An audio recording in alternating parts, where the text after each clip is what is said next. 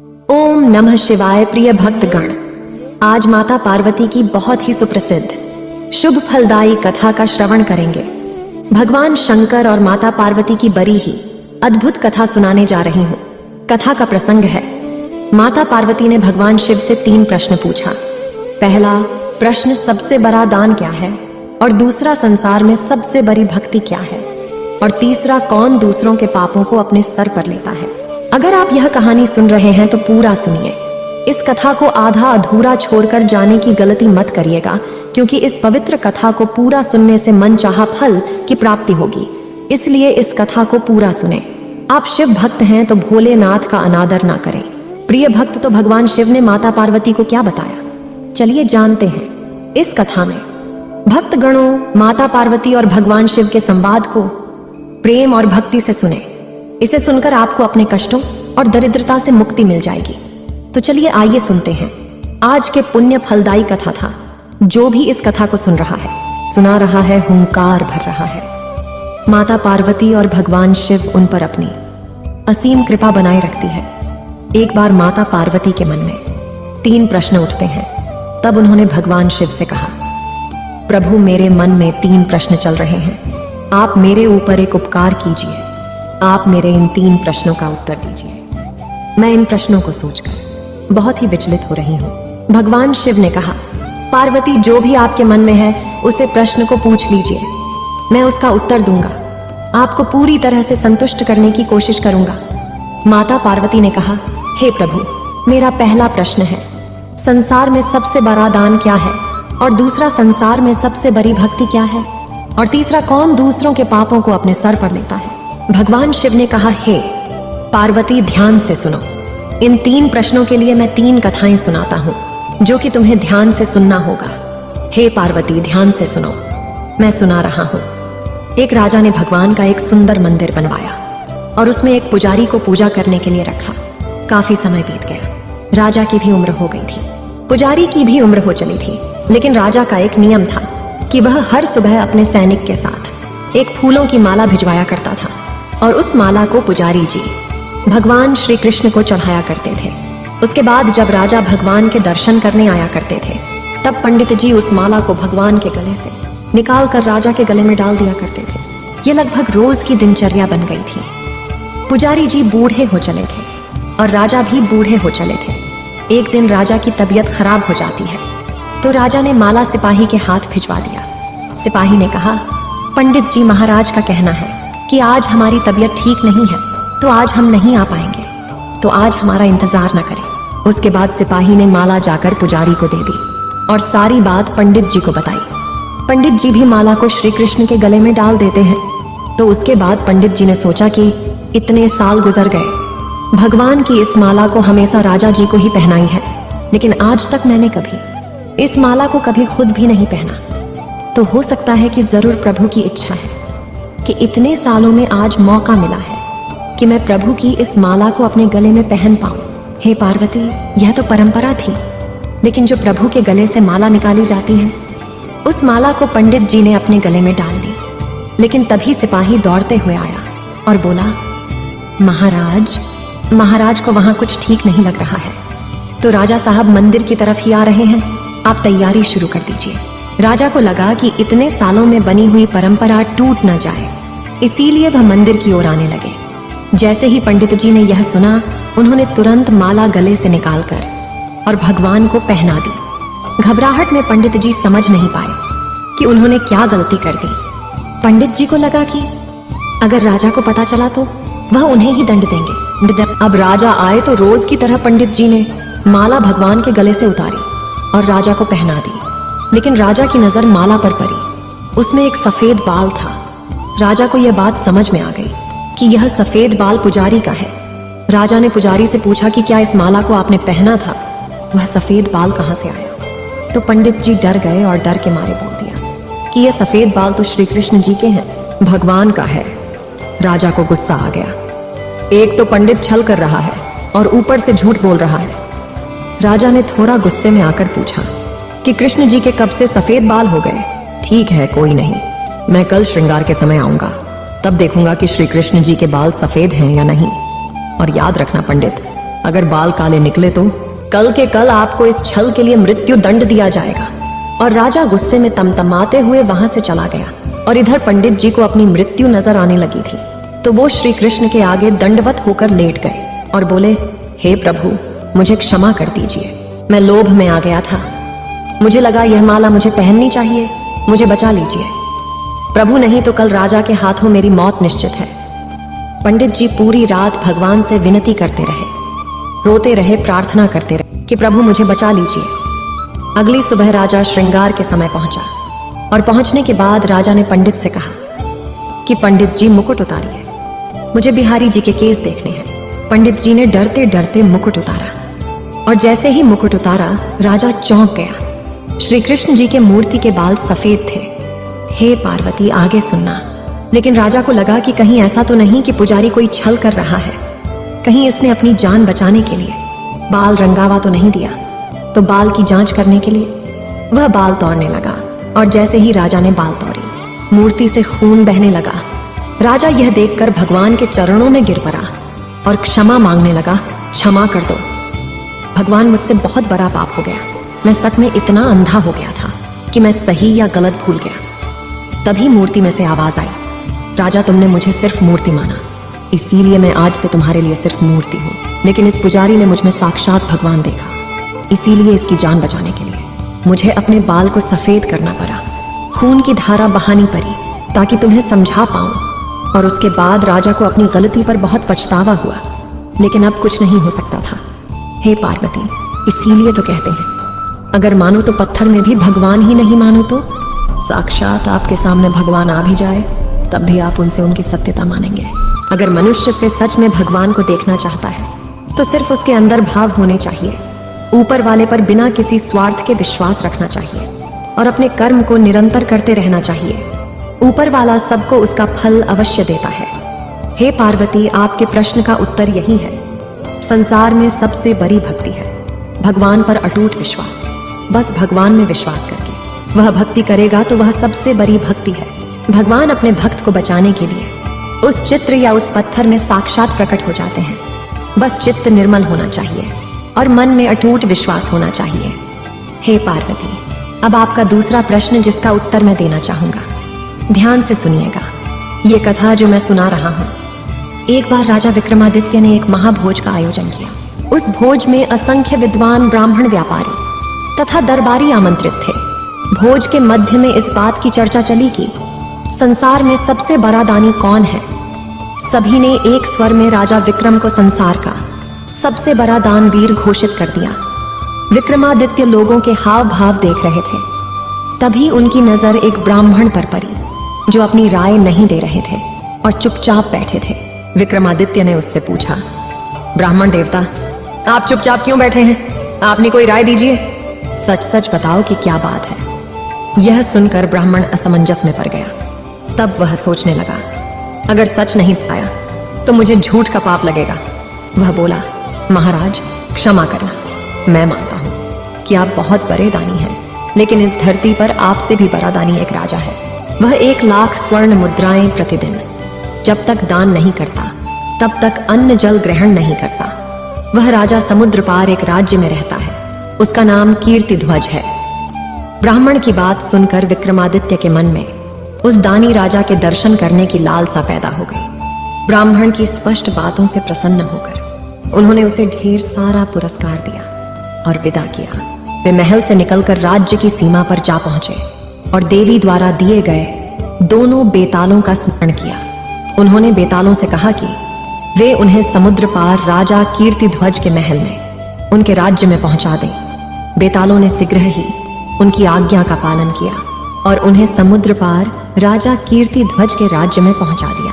बेताल को विदा कर विक्रमादित्य वेश बदलकर राजा कीर्तिध्वज के महल के द्वार पर पहुंचे। उन्होंने द्वार पर खड़े द्वारपाल से कहा, जाओ और अपने राजा को सूचना दो कि मैं उनके दर्शन करना चाहता हूं। सूचना मिलते ही राजा कीर्तिध्वज बाहर आए। उन्होंने विक्रमादित्य से पूछा, कौन हो तुम और मेरे पास किस लिए आए हो? विक्रमादित्य बोले, महाराज, मैं उज्जैन नगरी का रहने वाला एक क्षत्रिय हूँ। मैंने आपके गुणों के बारे में बहुत चर्चा सुनी है, इसीलिए आपके पास रहकर आपकी सेवा करना चाहता हूँ। राजा कीर्तिध्वज ने पूछा, तुम कौन सा काम करना चाहते हो? विक्रमादित्य बोले, महाराज मैं ऐसा हर वह कार्य करता हूँ जो कोई दूसरा नहीं कर सकता। यह सुनकर कीर्तिध्वज ने उन्हें अपने महल के द्वारपाल के रूप में नियुक्त कर लिया। अगले दिन सुबह राजा विक्रमादित्य ने देखा कि राजा कीर्तिध्वज 1,00,000 स्वर्ण मुद्राएं बांट रहे हैं। यह सिलसिला तब तक चलता रहा जब तक कि सारी स्वर्ण मुद्राएं बट न गईं। उसके बाद कीर्तिध्वज ने जाकर अन्न जल ग्रहण किया। इसी प्रकार वे हर दिन दान करते थे। एक दिन विक्रमादित्य ने सोचा कि जो राजा प्रतिदिन 1,00,000 स्वर्ण मुद्राएं दान करता है तो वह काम कौन सा करता है जिससे इतनी स्वर्ण मुद्राएं आती हैं। छिपकर देखना चाहिए कि राजा कीर्तिध्वज इन मुद्राओं के लिए कौन सा कार्य करता है। एक दिन विक्रमादित्य कीर्तिध्वज की गतिविधियों का पता लगाने के लिए उनके महल में पिछवाड़े छिप गए। तभी उन्होंने देखा कि कीर्तिध्वज अपने महल से निकलकर कहीं जा रहे हैं। विक्रमादित्य चुपचाप उनके पीछे पीछे चले गए। चलते चलते कीर्तिध्वज वन में एक देवी के मंदिर में जा पहुंचा। मंदिर में आग पर एक बहुत बड़ा सा कड़ाही चढ़ा हुआ था। उसमें तेल खौल रहा था। उसने पहले देवी की पूजा की, फिर उस कड़ाहे के खौलते हुए तेल में कूद गया। उनका शरीर जल भुन गया। मंदिर के खंबे की ओट से विक्रमादित्य यह सारा दृश्य देख रहे थे। तभी 64 योगिनी वहां प्रकट हो गई। उन्होंने उनका जला भुना शरीर कड़ाही से बाहर निकाला और उनका मांस खाने लगी। जब वे तृप्त होकर चली गई तो देवी ने वहां प्रकट होकर उनके कंकाल पर अमृत की बूंदें छिड़क दी। अमृत बूंदें छिड़कते ही वह पुनः जीवित होकर उठकर बैठ गए। उनका शरीर फिर से पहले जैसा हो गया। उसने बड़े आदर से देवी को प्रणाम किया। देवी ने उसे 1,00,000 स्वर्ण मुद्राएं प्रदान की। राजा कीर्तिध्वज प्रसन्न मन से वहां से वापस लौट गया। कीर्तिध्वज के जाने के बाद विक्रमादित्य भी जाकर उस कड़ाहे में कूद गए। पहले की तरह फिर योगिनियां आईं और मांस खाकर चली गई। देवी ने फिर प्रकट होकर अमृत छिड़का और विक्रमादित्य को 1,00,000 स्वर्ण मुद्राएं प्रदान की। लेकिन 1,00,000 स्वर्ण मुद्राएं पाने पर भी वहां से वह नहीं गए और बार बार कड़ाहे में कूदने लगे और हर बार देवी से 1,00,000 स्वर्ण मुद्राएं प्राप्त करते रहे। यह देखकर देवी विक्रमादित्य पर बहुत प्रसन्न होकर बोली, वत्स, मैं तुम्हारे त्याग और साहस से बहुत प्रसन्न हूँ। तुम अपनी इच्छा अनुसार मुझसे कुछ भी मांग सकते हो। बोलो क्या चाहिए तुम्हें? विक्रमादित्य ने कहा, देवी माँ, यदि आप मुझ पर प्रसन्न हैं तो दया करके मुझे वह थैली दे दीजिए जिसमें से आप हर बार 1,00,000 स्वर्ण मुद्राएं निकालती हैं। देवी ने वह थैला विक्रमादित्य को दे दिया। विक्रमादित्य देवी द्वारा दी गई थैली लेकर वापस लौट गए। विक्रमादित्य के जाते ही वहां से वह मंदिर और देवी की प्रतिमा भी लुप्त हो गई। अब वहां कुछ नहीं था। अगले दिन जब वापस कीर्तिध्वज उस स्थान पर गया तो उसे यह देखकर बड़ा आश्चर्य हुआ। वह निराश होकर अपने महल में लौट आई और अन्न जल त्याग कर दिया। कई दिन इसी तरह गुजर गए और अब राजा का स्वास्थ्य भी खराब होने लगा था। कीर्तिध्वज की हालत बिगड़ने लगी तो विक्रमादित्य उनके पास गए। उन्होंने राजा से कहा, महाराज, आपको कौन सा दुख है? आपके दुख को देखकर सारी प्रजा व्याकुल है। कृपया अपना दुख मुझे बताइए, मैं उसका निवारण करूंगा। लेकिन कीर्तिध्वज खामोश रहे। उनकी खामोशी देखकर विक्रमादित्य ने फिर से कहा, महाराज, अब आपने मुझे नौकरी पर रखा तो मैंने कहा था कि जो काम कोई नहीं कर सकेगा उस काम को मैं करूंगा। अब वह अवसर आ गया है। कृपया मुझे बताइए, आपको क्या दुख है? हे पार्वती। आखिरकार राजा कीर्तिध्वज को अपने दुख का कारण बताना पड़ा। उन्होंने 1,00,000 स्वर्ण मुद्राएं के मिलने की कहानी विक्रमादित्य को सुना दी और कहा कि अब उस जगह न तो मंदिर है और न ही देवी मां की मूर्ति। विक्रमादित्य ने उन्हें हौसला बढ़ाया और कहा, महाराज, आप चिंता न करें। आप सवेरे उठकर नहा धोकर दान के लिए सिंहासन पर बैठे। आपका दान उसी तरह चलेगा जिस तरह से चलता आ रहा था। यह कहकर उन्होंने देवी द्वारा दी गई स्वर्ण मुद्राओं की वह थैली उन्हें दे दी और कहा, महाराज, आप प्रतिदिन इस थैली से 1,00,000 स्वर्ण मुद्राएं निकाल सकते हैं। यह थैली कभी खाली नहीं होगी। हे राजन, मुझे आपका रोज रोज कराह में कूदकर प्राण गंवाना देखकर दुख हुआ था। मैंने आपको वचन दिया था कि जो काम कोई नहीं कर सकेगा उसे मैं कर सकता हूँ। उस काम को करके मैं देवी से वह थैली प्राप्त कर ली और आपका वचन पूरा कर दिया। अब मुझे आज्ञा दीजिए। अब मैं अपने देश जा रहा हूँ। मेरी प्रजा मेरी राह देख रही होगी। मैं उज्जैन का राजा विक्रमादित्य हूँ। यह सुनते ही राजा कीर्तिध्वज विक्रमादित्य के पैरों में गिर पड़ा और कहा, मैं धन्य हो गया। महाराज, जो आपके दर्शन हुए मैंने आपके बारे में जो कुछ सुना था वह सब मेरे सामने साकार हुआ। आप सचमुच में बहुत महान हैं। हे पार्वती, अब कहो, क्या तुमने कभी ऐसा दान देखा है जैसा राजा विक्रमादित्य ने कीर्ति ध्वज को दिया? आगे भगवान शिव ने कहा, हे पार्वती, सबसे बड़ा दान भूखे को भोजन कराना है, जो कि राजा कीर्ति ध्वज करा रहे थे, और उनसे भी बढ़कर राजा विक्रमादित्य उनके वचन को पूरा करने के लिए उनके शरीर को किसी प्रकार की हानि न हो, यह देखते हुए राजा विक्रमादित्य ने सबसे बड़ा दान किया। उन्होंने एक ही बार में गरीब जन के लिए धन की व्यवस्था की, जिससे कि उनका पेट भरता रहे। हे पार्वती, इस संसार में सबसे बड़ा दान भूखे को अन्न खिलाना है, क्योंकि जब आत्मा तृप्त होती है तो आत्मा से आशीर्वाद निकलता है। वह आशीर्वाद परमात्मा में विलीन होकर एक चमत्कार का काम करता है। जो किसी व्यक्ति को लग जाए तो वह व्यक्ति धन्य हो जाता है। हे पार्वती, अब बारी है तीसरे प्रश्न की उत्तर की। तो सुनो मेरी तीसरी कहानी जो मैं सुनाने जा रहा हूँ। इस कहानी में आपको अपनी प्रश्नों का उत्तर मिल जाएगा, जो कि आपका अंतिम प्रश्न है। एक बार की बात है, किसी राजा ने एक फैसला लिया कि वह प्रतिदिन 100 अंधे लोगों को खीर खिलाएगा। एक दिन खीर वाले दूध में सांप ने मुंह डाला और दूध में बीज डाल दी, और जहरीले खीर को खाकर 100 के 100 अंधे मर गए। राजा बहुत परेशान हुआ कि मुझे 100 आदमियों की हत्या का पाप लगा। राजा परेशानी की हाल में अपने राज्य को छोड़कर जंगल में भक्ति करने के लिए चल पड़ा, ताकि इस पाप से मुक्ति मिल सके। राजा एक गांव में आया तो राजा ने चौपाल में बैठे लोगों से पूछा कि क्या इस गांव में कोई भक्ति वाला परिवार है, ताकि उसके घर जाकर रात काटी जा सके। चौपाल में बैठे लोगों ने बताया कि इस गांव में 2 बहन भाई रहते हैं जो खूब भक्ति करते हैं। यह सुनकर राजा उनके घर रात को ठहर गया। सुबह जब राजा उठा तो लड़की अपने बिस्तर पर बैठी थी। इससे पहले उस लड़की का नियम था कि वह दिन निकलने से पहले ही अपने बिस्तर से उठ जाती थी और भोजन तैयार करती थी। लेकिन उस दिन वह लड़की बहुत देर तक बिस्तर पर बैठी रही। जब लड़की उठी तो उसके भाई ने कहा, बहन तुम इतना ज्यादा समय तक सोई थी, इतना देर से क्यों उठी हो? हमारे घर में एक अतिथि आए हैं, तुम्हें सुबह सवेरे जल्दी भोजन बनाकर उनका आदर सत्कार करना चाहिए। तुम्हें जल्दी से बिस्तर से उठ जाना चाहिए था। तो लड़की ने जवाब दिया, भैया मैंने सपना देखा कि धर्मराज को किसी उलझन भरी इस स्थिति पर कोई फैसला लेना था, और मैं वह फैसला सुनने के लिए रुक गई थी, इसीलिए देर हो गई। मैं जल्दी बिस्तर से उठ न सकी, मेरी नींद नहीं खुल सकी। इसके बाद भाई ने पूछा, ऐसी क्या बात थी? लड़की ने बताया कि एक राज्य का राजा अंधे व्यक्तियों को खीर खिलाया करता था, लेकिन सांप के दूध में विष डालने से 100 अंधे व्यक्ति मर गए। अब धर्मराज को समझ में नहीं आ रहा था कि अंधे व्यक्तियों की मौत का पाप राजा को लगे या सांप को लगे, या फिर दूध नंगा छोड़ने वाले रसोइये को लगे। हे पार्वती, राजा भी यह सारी बातें सुन रहा था। राजा को अपने से संबंधित बात सुनकर दिलचस्पी हो गई और उसने लड़की से पूछा, फिर क्या फैसला हुआ? लड़की ने बताया कि अभी तक कोई फैसला नहीं हो पाया था। राजा ने पूछा कि क्या आपके घर एक रात के लिए रुक सकता हूं? दोनों बहन भाई ने खुशी से उनको हाँ कर दिया। राजा अगले दिन के लिए रुक गया, लेकिन चौपाल में बैठे लोग दिन भर यहीं चर्चा करते रहे।